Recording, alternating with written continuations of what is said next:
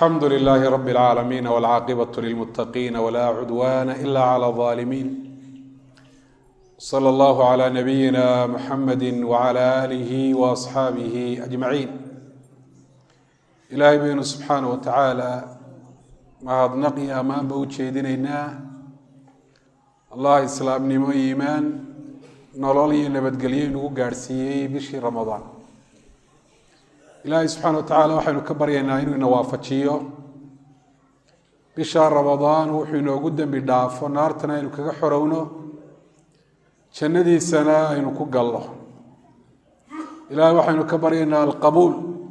cibaadaadka aynu samaynayno inuu inaga aqbalo. kelmadeenna maanta waxa ay ku saabsan tahay biidn illaahi subxaana wa tacaala 6 cibaado oo waaweyn oo ay tahay qofka muslimkaa bisha ramadaan nolol ay ku soo gaadhay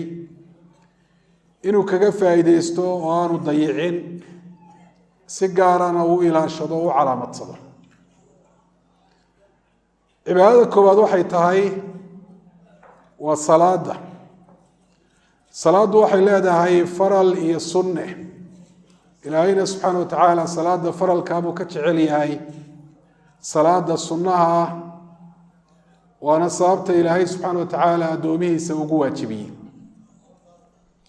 qofka muslimkaahi salaadaha sunnaha sida taraawiixda iyo tahajudka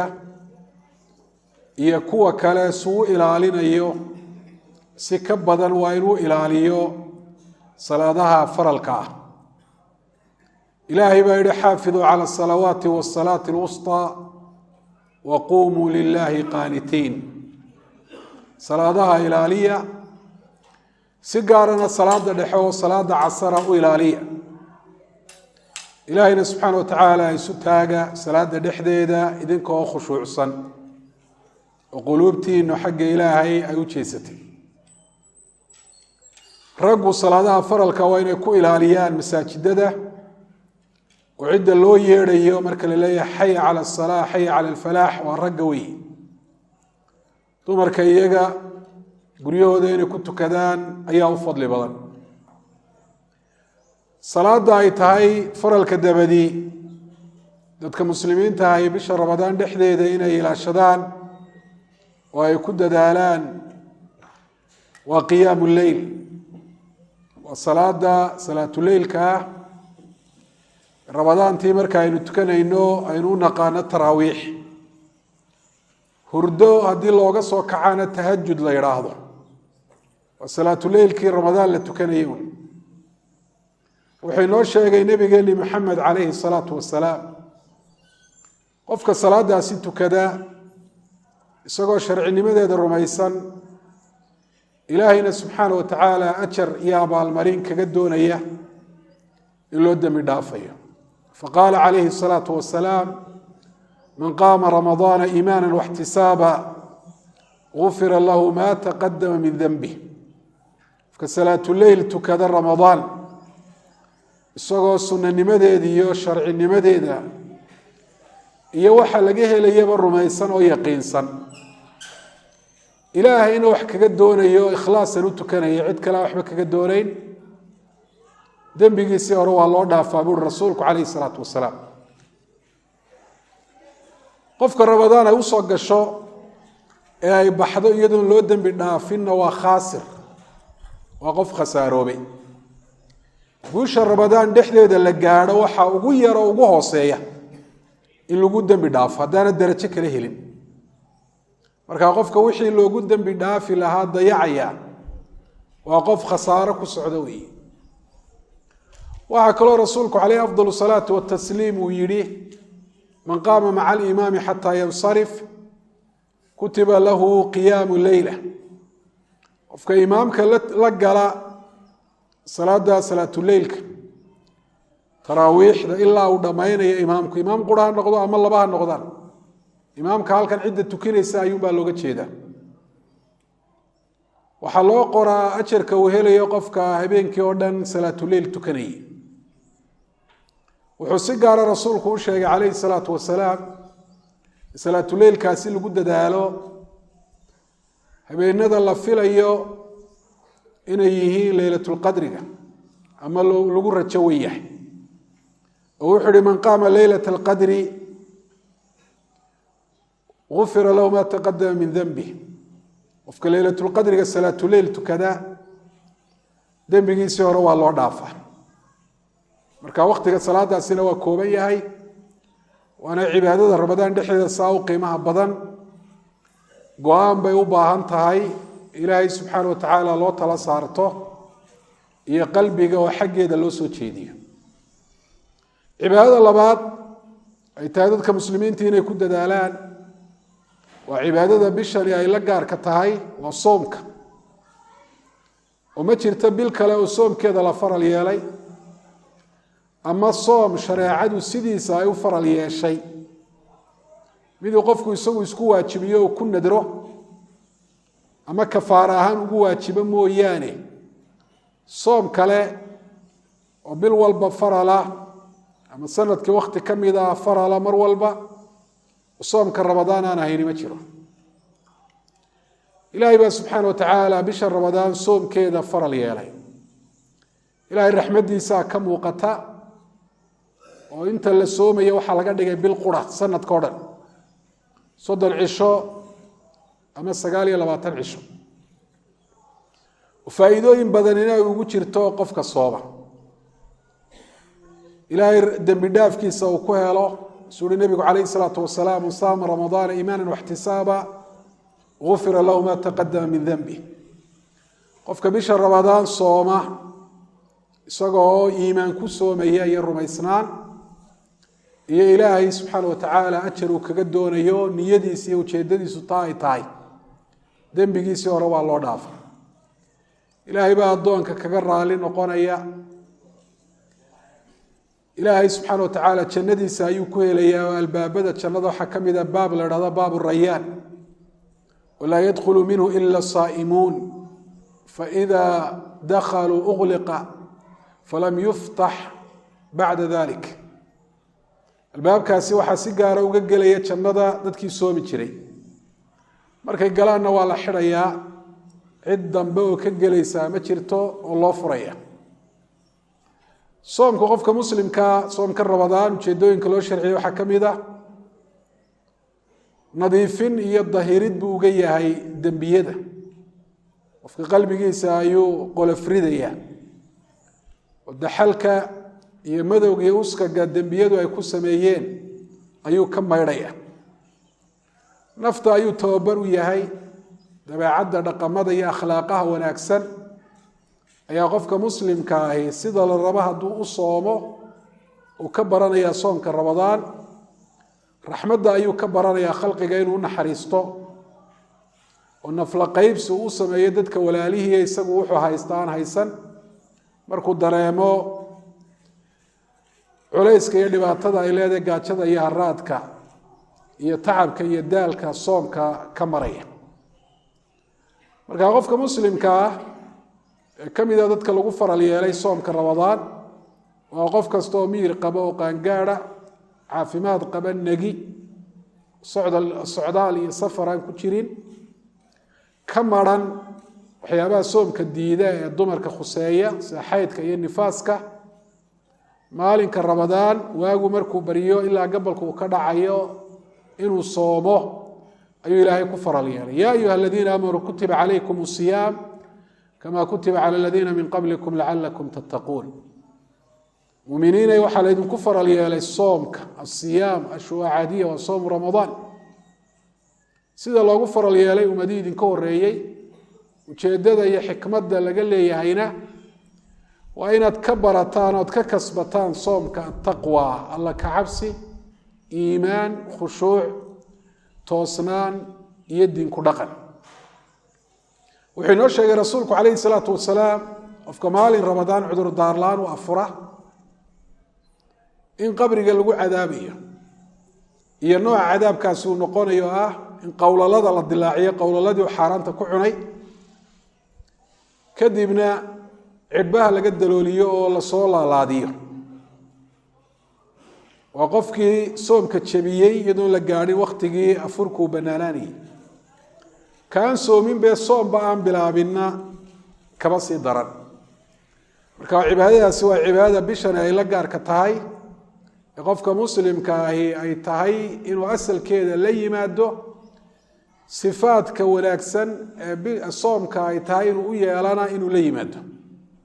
soomka culimadu waxay dhahan saddex buu qaybsamaa siyaamu lbatni iyo siyaamu ljawaarix iyo siyaamu lqalb inuu qofku qalbiga ka soomo iyo inuu caloosha un ka soomo iyo in xubnahan muuqda uu ka soomo caloosha in laga soomo waa in la iska daayo uun wixii markii hore xalaasha ahaa ee soomka awgii loo xaaraantimeeyey sida cunadii iyo cabistii iyo mucaamaladii ninka iyo xaaskiisa dhex maraysay iyo waxyaabaha lamidka soomka xubnuhuna waa inuu qofku iska daayo xubnaha ka ilaaliyo waxyaabaha wakti kasta iyo meel kastaba xaaraanta ka ah sida carabkii inuu wax hadal xaaraana ku hadlo indhihiisu inay xaaraan eegaan dhegihiisu inay dhegaystaan gacmihiisu inay taabtaan lugihiisa meel xaaraan markaa uu ku sameeyo ama tegisteedu ay xaaraan tahay inuu ku socdo kaasina waa siyaam aljawaarix nooca saddexaad waa siyaam alqalb wahuwa afdalu siyaami wa aclaah waa soomka ugu fadliga badan uguna sareeya waa qofku inuu qalbiga ka soomo taasoo looga jeedo inuu marka koobaad soomkiisu yahay ikhlaasan ilaahay daraaddii inuu u soomayo oo qalbigiisa uu ku soo xaadiriyo niyada iyo qasdiga noocaasa isla markaana qofku soomka uu ku khushuuco qalbiga uu ka dhadhamiyo soomku aanu noqonuun waxyaabaha soomka jebiyan inuu iska ilaaliyo aanu noqon soomkiisu uu noqdo mid qalbigiisu uu ku dego naftiisuna ay macaansanayso oo ay ku raaxaysanayso oo xalaawo iyo macaan iyo dhadhan uu ku hayo waxaanaynu ogsoonnahay qofka soomkiisu hadduu qalbigiisa taabto inuu qalbigu yahay hagaha iyo hogaamiyaha xubnaha waa ka nabigu inoo sheegay calayhi salaatu wasalaam hadduu qalbigu hagaago xubnaha oo dhammina inay hagaagayaan maxaa u sababa qof sooman oo wixii markii hore xalaasha uu ahaa ka soomani haddana inuu xaaraan ku hadlo xaaraan daawado xaaraan dhegaysto xaaraan gacmihiisa ku taabto ama uu ku qaado soomku aanu wax raada noloshiisa ku yeelan sababtu waxa weeye soomka ayaan qalbiga gaadhin qalbiga ayaanu ka soomin markaa soomkeen waa inuu noqdo soomu lqalb markaasaa caloosha iyo xubnuhuba si saxa oo sidii laynaga rabay laynagu faral yeelaya ay u soomayaan cibaadada saddexaad ay tahay dadka muslimiinta ay bisha ramadaan inay ku dadaalaan waa qiraa'atu kalaami rabbi alcaalamiin waa qur-aanku oo hadalka ilaahaya in la akhriyo oo bisha lala noolaado bisha ramadaan iyo qur-aanka xidhiidh gooniya baa ka dhaxeeya ilaahay baa subxana wa tacaala inoo sheegay qur-aanka in bil ramadaan la soo dejiyey shahru ramadaan aladii unzila fiihi alqur'aan bisha ramadaan ayaa qur-aanka la soo dejiyey buuhi ilaahay inaa anzalnaahu fii leylati alqadr leylat lqadri baanu qur-aanka soo dejinay buuhi ilaahay inaa anzalnaahu fii leylati mubaaraka leylatulqadriguna bisha ramadaan bay ka mid tahay in markaa qur-aanku uu ramadaan soo degay nebiguna calayh isalaatu wasalaam uu sheegay oo markii 24 ramadaan ka midii ay tegeen buu qur-aanku soo degay buuhi rasuulku calayh isalaatu wasalaam ha la idhaahdo soo degistiisaa bilaabantay ama ha la idhaahdo beytulciza oo samada ku yaala ayaa qur-aanka lagu soo dejiyo kadibna halkaasaa laga soo tafaariqeeyey taasi waa ta keentay malaku jibriil calayhi salaatu wasalaam waa fariinsidaha xagga ilaahay uga iman jiray nebigeeni maxamed calayhi salaatu wasalaam in ramadaan kaste uu u iman jiray rasuulka calayhi salaatu wasalaam oo qur-aankii uu xagga ilaahay uga keenay ay wada subcin jireen sida bukhaariyo muslim ay wariyeen min xadiidi cabdillahi bni cabaas kaana jibriilu yaأti nabiya calayhi salaatu wasalaam fayudaarisuhu lqur'aan rasuulku uu iman jiray markaasuu qur-aanka la subcin jiray subcintu waxa weeye waa iska daba akhrin ma aha inuu midiba qayb qaato oo dabeetana midba qayb qur-aankii ka mida uu akhriyo intii kalena ay ka maqan tahay waa in intii kaasi uu akhriyey kan kalena uu akhriyo sidii oo la iska dhegaysanayo mid waliba ka kale uu ka dhegaysanayo oo kale mudaarasadu waa taas marka sanadkii nebigu calayhi salaatu wasalaam uu geeriyooday 2 jeer buu malaku jibriil u yimi sanadadii ka horreeyeyna hal mar buu iman jiray oo qur-aanka uu la subcin jiray dadkii wanaagsanaa bisha ramadaan waxay u yaqaaneen shahru lquraa inay tahay bishii dadka qur-aan akhriska badan iyo bishii qur-aan akhriska marka qofka muslimka ahi haddii aanu xataa qur-aanka hore u akhrin jirin xaalka iyo dhaqanka noocaasa waa inuu bedelo oo bisha ramadaan uu bilaabo qur-aanka akhrintiisa isagoo weliba qur-aanka u akhrinaya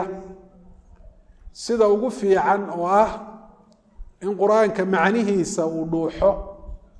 oo uu u fiirsado oo qur-aanka macnihiisu qalbigiisa raad uu ku yeesho iimaan u kordhiyo iyo khushuuc iyo tadakur ilaahay inuu xusuusto iyo yowmul aakhir xaaladaha soo socda xataa qofku haddaanu qur-aanka tafsiirkiisa hore u aqoon waa fursad fiican in bisha ramadaan inta uu baran karo ee macnaha qur-aanka ka mida uu barto waana suurtagal maanta qur-aankii oo la fasirayo weliba afkaagii lagu macnaynayo ayaa moobilka aad sidato aad ka heli karta ugu yaraan markaa suuradaha gaagaaban ee qisaaru suwar la yidhaahdo suuratu wadduxa ilaa birabbi nnaas ayaa tafsiirkooda aad dhegaysan karta oo macnahooda aad baran karta waayo waa suuradaha dadku had iyo jeer ale ay ku tukadaan ee kusoo noqnoqda oo haddii ay macnahooda bartaan arrintaasi cilmina uga kordhayo iimaanna ay ka kororsanayaan iyo khushuuc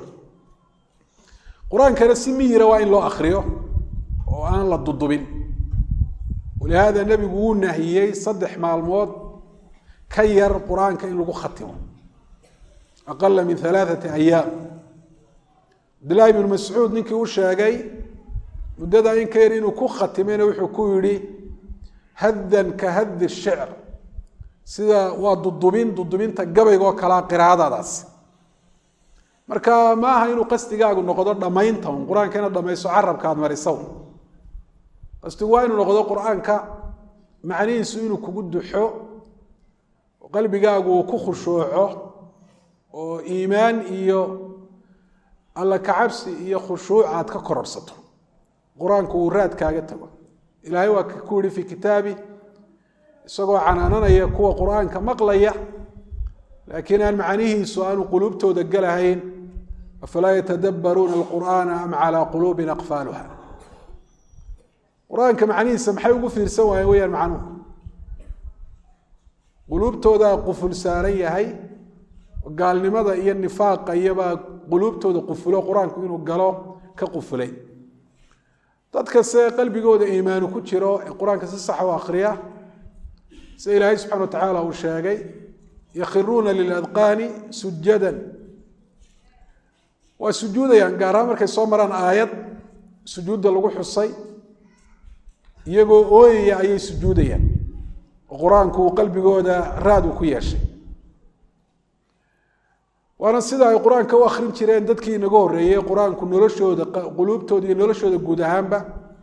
raadka fiican uu ku yeeshay ugu yaraan hal mar qur-aanka khatin bisha ramadaan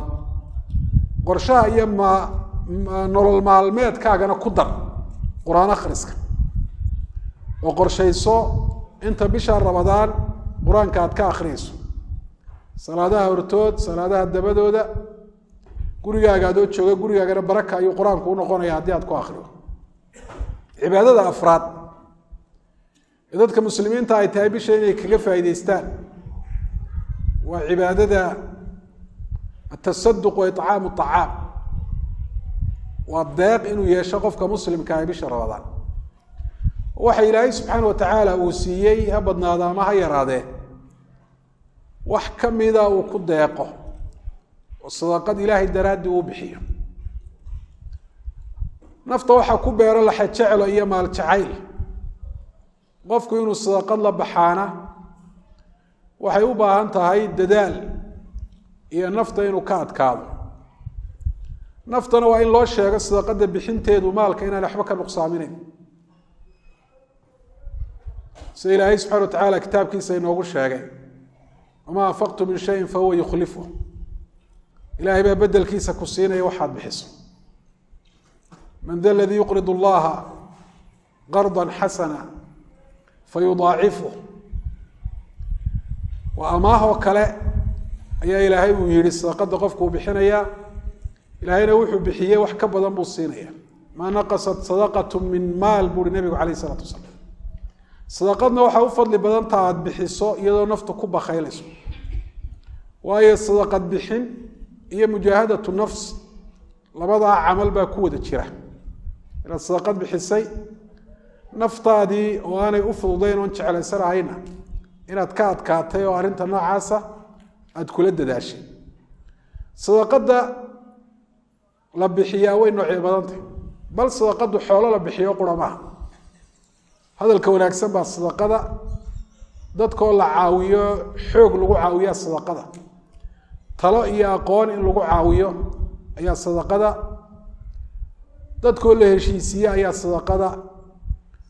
wadada oo dadka iyo dunyada waxa dhibaya laga leexiyo ayaa sadaqada maalka oo la bixiyaa waa nooc sadaqada ka mid a sadaqada noocyadeeda u fadliga badan waxaa ka mid ah icaamu acaam waxyaabaa dadku ugu baahi badan yihin aanay ka maarmin waxaa ka mid ah raashinka quudka la cunaye lagu noolyihi marka wax la sadaqadaysto waxyaabaa ugu fadli badan raashinka quudka ee la cunaye lagu nool yahay iyo biyaha la cabayo ayaa ka mid a nabigu calayhi salaatu wasalaam wuxuu ihi sida imaamu axmed wariyey khiyaarukum man acama acaam kuwiina idinku khayrka badani waa kuwa dadka raashinka siiya dadka u baahan raashin kuwa siiya weeye waxaa kaloo rasuulku calayhi salaatu wasalaam markii la weydiiyey ayulislaami afdal acmaasha islaamka keebaa u fadli badan wuxu uhi rasuulku calayhi salaatu wasalaam an tucima acaam wa taqra'a asalaama calaa man carafta waman lam tacrif inaad raashinka bixiso wax la cuno dadka aada siiso iyo inaad dadka salaanto qofkaad garanaysa iyo qofka kaleba inaad salaanto salaantu maxaba ayay keentaa iimaanka iyo islaamnimadana waa ka mid marka labadaa camal buu xaaladda iyo waktigaa rasuulu ku jawaabay inay acmaasha islaamka u fadli badan yihin xaalado kalena kuwo kale ayuu ku jawaabay oo calaa xasabi alxaal oo marba qofka su-aasha weydiinaya xaalkiisa iyo xaaladda lagu jiro oo acmaashu waktiga iyo dadka xaaladahooda iyo xaaladda guud ahaan lagu jiro iyo meesha la joogo ayay ku kala fadli badnaata waxaa kaloo rasuulku markuu magaalada madiine soo galay isagoo maka ka soo hijrooday uu lahaa siduu sheegay cabdullaahi ibnu salaam ayuha annaas acimu acaam wa afshu salaam wasalluu billeyli wannaasu niyaam tadkhulu ljanata bisalaam dadow raashinka dadka siiya wax la cuno salaantana faafiyo isa salaamoo dhexdiina ha ku badato wa min xaqi lmuslim cala lmuslim ida laqiitahu fasallim calayh habeenkiina tukada salaatuleylkii weye iyadoo dadku ay hurdaan jannadaad geli doontaan idinkoo naar ka nabad galay oo ka badbaaday tirmidi baa wariyey waxaa kaloo rasuulku calayhi salaatu wasalaam uu yidhi ina fi ljannati lagurafa yuraa daahiruha min bainiha jannada waxaa ku yaala qolol gudaha marka la joogo dabaddaa la arkaya dabadda marka la joogona gudaha la arkaya waa sida zujaajkaas ama quraaradaas oo kale yaa loo diyaariyey rasuulku calayhi salaatu wasalaam waxaa loo diyaariyey buu ihi liman acama acaam waaba qolada uu ka bilaabayba dadka raashinka bixiya oo wax la cuno siiya dadka ayaa loo diyaariyey salaatuleylkiina rasuulku calayhi salaatu wasalaam wuu ku daray wakadalika salaanta walihaada saxaabadu ridwaan ullahi calayhim kaanuu yatasaabaquuna ilaa iطcaami طacaam fi shahri ramadaan cunto bixinta bisha ramadaan way ku tartami jireen mid waliba ka kale intuu bixiyey in ka badan inuu bixiyo ayuu ku dadaali jiray manaha arrintaasi arrin khusaysa uun tujaarta iyo dadka maalqabeenka ah iskuuleega beriiska aad karsatay haddaad darsiimo aad ka bixiso camalka aad samayso waa icaamu طacaamka ajarka aad maqashay lagu helaayo qofkaad siisay ha noqdo qof heli kara ha noqdo qof baahan oo wuxuu ku gaajo baxo aan haysan ka baahan baana ajarka laga helaya uu ka badaya ajarka kale laga helayo laakiin mid walba ajarka uu rasuulku calayhi salaatu wasalaam sheegay waa laga helaya marka bisha ramadaan waa shahru ljuud waxay saxaabadu ay yidhaahdeen se bukhaariya muslim ba ay wariyeen kaana nabiyu ajwad annaas rasuulku waxaa dadka ka u deeqsisan khayr oo dhan buu ku deeqi jiray noocuu yahayba wa kaana ajwadu maa yakuunu fii ramadaan markuu u deeqsinimo badnaana waxay ahayd bisha ramadaan xiina yalqaahu jibriil fayudaarisu lqur'aan marka jibriil uu u yimaado ee qur-aanka ay subciyaan oo taana waxaa laga qaadanayaa qur-aanku qofku markuu akhriyo inuu raad ku yeesho oo sabab uu ugu noqdo acmaal kaloo wanaagsan inuu sameeyo waayo qur-aanku camalka wanaagsan isagaa ina faraya inoogu baaqaya oo inoogu yeedhaya cibaadada shanaad ee qofka muslimka ay tahay bisha ramadaan inuu ku dadaalo qofkii awoodo waa cumrada oo iyadoo bilaha sanadka oo dhan cumradu ay mashruuc tahay hal marna qofka cumrigiisa ay waajib ku tahay inuu hal mar cumraysto cumrada ramadaan si gaara buu nebigu calayhi salaatu wasalaam u dhiirigeliyey isagoo ruux dumara rasuulku la hadlayo wuxuu yihi cumratun fii ramadaan tacdilu xajatan maci cumro ramadaan la cumraystaa waxay u dhigantaa xagga ajarka xaj qofku uu xajiyo isagoo nebi maxamed calayhi salaatu wasalaam la socdo oo la rafiiqa imaamu axmedna wuxuu yihi raximah llah hadalkaasi macnaha uu xambaarsan yahay iyo xukunkaasi kuma gaar ahaa gabadhaas 5 min asxaabi nabiyi calayhi salaatu wasalaam ayaa sidaa yidhi oo sidaa u fahmay in fadligaasi uu caam yahay gabadha iyo qof kasta oo muslimaba oo ramadaan markaa cumraystaa cumradiisa fadligaa weyn uu ka helayo markaa dadka awooda bisha ramadaan inay cumraystaan waa cibaado iyaduna bishan qiimo gaara leh ay tahay si gaara in loogu dadaalo waxaan inoo sheegay rasuulku calayhi salaatu wasalaam xajka iyo cumrada la wado oo qofku mutaabaco ku sameeyo mar kastoo uu tegi karo uu tagaa inay laba arrimood dawo ka tahay faqriga dad fara badanna faqri ka yaab baa cumrada iyo xajka ka hortaagan iyagoo haysta maal ay ku xajiyeen ay ku cumraystaan rasuulkuna wuxuu inoo sheegayaa in xajka iyo cumradu ay faqriga dawo ka yihiin waxaa kaloo dawo ay ka yihiin dembiyada oo qofka waa loogu dembi dhaafo rasuulku wuxuu yihi calayhi salaatu wasalaam taabicuu bayna alxaji waalcumra fainahumaa yanfiyaani alfaqra waاdunuub kamaa yanfi lkiiru khabath alxadiid xajka iyo cumrada ha kala joojinina waa haddaad awoodaan waxay qofka ka fogeeyaanoo meesha ay ka saaraan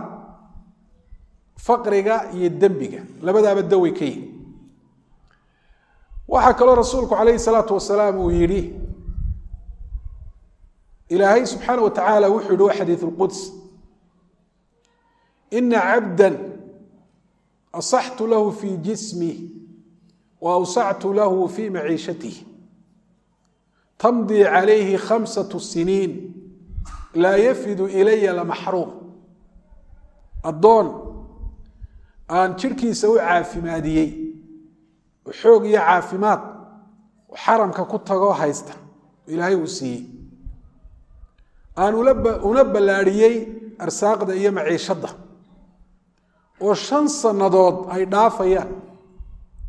oo ilaahay wafdi ugu tagahayn macna aan tagahayn baytul haram la mahruum wa doon khayrka qada ana khayrkii asbaabtiisi ilaahay subhanahu wa ta'ala uu fudeeyay oo uu suurta galiyay buu ka qaday caafimaad iyo xoog uu haystaa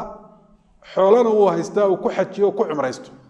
5 sanadood oo dhan baanu haddana xaramkii aanu tagin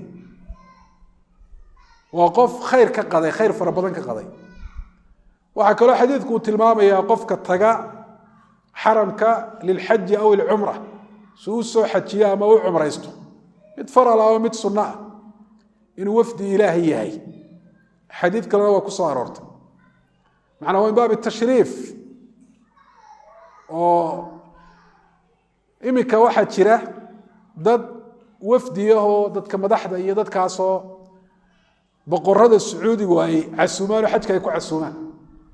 dadka kale waxay u arkaan dadkaas inay wax weyn heleen ninka kamid noqday duyuuful malik martida boqorka sacuudiga ka taliya laakiin wuxuu inoo sheegay rasuulku kaleey salaatu wasalaam dadka xujaajta iyo mu'tamiriinta ay inay yihiin wafdullaahi wa duyuufur rahmaan boqor iyo cid walba cid ka weyn oo ka deeqsisan ayay marti u yihiin iyo wafdi u tagay oo Allah subhanahu wa ta'ala rahmaanka ah cibaadada lixaad u dambaysa ay tahay dadka muslimiinta ay inay ku dadaalaan fi shahr ramadan wa mulazamatu almasajid qofku waqtigiisa inta u badan inuu helayo inuu ku qaato masaajidka masaajidadu waa guriye ilaahay إلهي كتاب كيسا إنه شاقي وأنا أقولك هلك إلهي وجعلي النبي عليه الصلاة والسلام حويري أحب البقاع إلى الله مساجدها بقعدها هي أقولك قيبي صودا إلهي مساجد أيوجعلي ومساجدك وناك بايا الله وحلوي ما الدواء عباده إلهي له دواده مساجد كان wax wanaagsan baa laga tagaa joogistiisuna qofka raad fiican ay ku yeelata waa ka ilaahay subhanahu wa ta'ala ragga masaajidada joogistooda iyo tagistooda badsada kitaabkiisa ku amaanay ilaahay subhanahu wa ta'ala uu yiri fi buyutin adina Allah an turfa wa yudhkara fiha ismuhu yusabbihu lahu fiha bil ghudwi wal asal رجال لا تلهيهم تجارة ولا بيع عن ذكر الله وإقام الصلاة إلهي سبحانه وتعالى بيوض يقريها وكشيغ يو آيضا ومساجددا وحي إلهي أمري إلا الصريسية حسا ومعنى حسا سيلا تابان كرين لو صريسية ولا ديسو معنى سيلا فهمي كرين لو صريسية عبادة لو عامره هي علمي هي خير هي وناك إلهي وحي المساجددا واحد شوقا وإلهي وقود تصبيح صدق قلين هوريا قلين دمبا رقي ما بدن رقاصو قناعسي إيه إيب إيه وحيابها سيانو كمشغولين هاين إلهي حسكيس إيه صلاة دوغيس تيدا إيه سكدة بحين تيدا وآخرة آد حصول سوي تاسانا صوابتي شوغيس إيه تغيس مساجددا إني بتصدان dadkii hore wanaagsanaa min as-saxaabati faman ba'dahum Ramadaan markay bilato saadkii gali jiray waxa jiraan soomkaygan ku ilaashanaya saadka wadiga arkay wuxuu lagu hadli maayo wuxuu la sameyn maayo qofka ugu yaraan soomkiisiiba mid xafidan oo ilaashan u noqonaya indhiisu wuxuu qaban maayaan dhagiisu wuxuu maqli maayaan wuxuu uu sameynaya qofku ma jirto xataa qofkii masaajidka dabadiisa xumaan ku sameyn jiray markuu masaajidka soo galo dareen kale ayaa galaya taxafud iyo is-ilaalina oo iimaanka iyo damiirka si xooga u shaqeynay markuu masaajidka qofku soo galo marka inta garoomada iyo meelaha kubada lagu ciyaarayo la taagan yahay ama gidaaradooda la fuushan yahay ama maqaaxiyaha la fadhiyo ama guryaha tiifiya lagu daawanayo ama moobilo waxay nooga khayr iyo wanaag badan in masaajidada aynu fadhino inagoo ilaahay xusayna oo ilaahay subxaana watacaala baryayna oo qur-aanka akhrinayna oo la nool oo dhegaysanayna cilmiga iyo khayrka masaajidada ka socda si gaar ah waxaa rasuulku calayhi salaatu wasalaam uu masaajidka u joogi jiray ramadaan oo nebigu u ictikaafay 10 u horeeya 10 dhexe iyo 10 dambaba markii u dambeysana ictikaafkiisu wuxuu isugu biyo shubtay 10 dambe ee ramadaan inuu ictikaaf ictikaafna macnihiisu waa al-lubthu fi al-masjid bi niyyati makhsuusa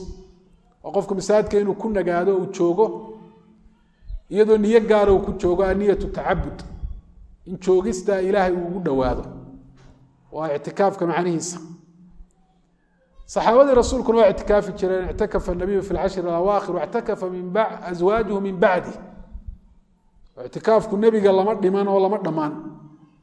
حتى دمر كي رسولك عليه الصلاة والسلام رسولك الدبيدي وحويا الاعتكافي marka taas waxay tusinaysaa qofka muslimka ah xiriirka uu masaajidka la leeyahay bisha Ramadaan inuu xoojiyo masaajidada safarka loo gali karo ku soo cibaadaysigooda qofka gaari karaana inuu yeelo masaajidka nabiga kaleey salaatu salaam iyo masjidul haram iyo masjidul aqsa oo baytul maqdis ku yaal nabigu wuxuu la tushaddu rihal illa ila 3 masaajid safar loo ma gali karo goob tagisteeda ilaahay loogu dhawaanayo lagu cibaadaysanayo saddex masjid mooyaane masjid al-haram wa masjid hada wa masjid al-aqsa masaajidka masjid al-haram kacbada iyo masaajidka nabiga oo nabigu uu masaajidkayga masaajidka Madiina ku yaal iyo masjid al-aqsa oo ku yaala baytul maqdis qofkii u safri kara si uu ugu soo tukado rasuulku calayhi salaatu wasalaam uu dhiirigeliyay waxaanu sheegay salaada lagu tukado masjidul haram 100,000 oo salaadood masaajid kale lagu tukaday inay ka fadli badan tahay ta masaajidka nabiga lagu tukadaana 1,000 salaadood oo masaajid kale lagu tukaday marka laga reebo masjidul haram inay ka fadli badan tahay ta masjidul aqsa lagu tukadaana inay ka fadli badan tahay 500 oo salaadood oo lagu tukaday masaajid kale oo aan ahayn masjidul haram iyo masaajidka nabiga kaleey salaatu wasalaam lixda cibaado walaalayaal iyo cibaadaadka kalaba bishan aynu ku dadaalo si aynu u helno jaa-izooyinka iyo abaalmarinada waaweyn إلهي وبحنيه في شهر رمضان وأسأل الله سبحانه وتعالى أن يجعلنا من الفائزين الرابحين في شهر رمضان ويغفر لنا جميعا ولآبائنا وأمهاتنا وللمسلمين والمسلمات صلى الله على نبينا محمد وعلى آله وأصحابه أجمعين